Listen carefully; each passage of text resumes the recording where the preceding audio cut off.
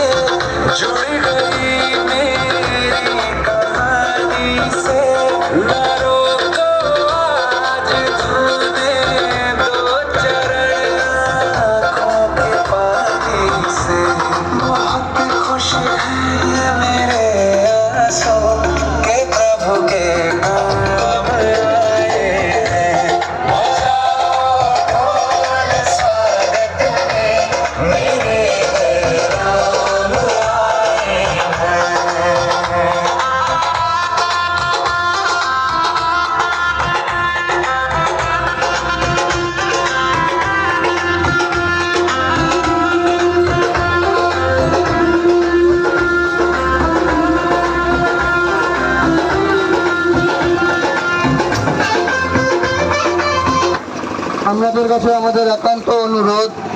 কাছে আমাদের একান্ত অনুরোধ সন্ধ্যে 6টা থেকে রাত্রি 8টার মধ্যে নিজ নিজের বাড়িতে 5টি করে প্রদীপ প্রজ্বলন করুন রামলালার উদ্দেশ্যে এবং 500 বছরের দীপাবলি পালন করুন। আজ এই ঐতিহাসিক দিনকে উদযাপন করুন নিজ নিজের বাড়িতে 5টি করে প্রদীপ চালিয়ে। শ্রীরামচন্দ্র কি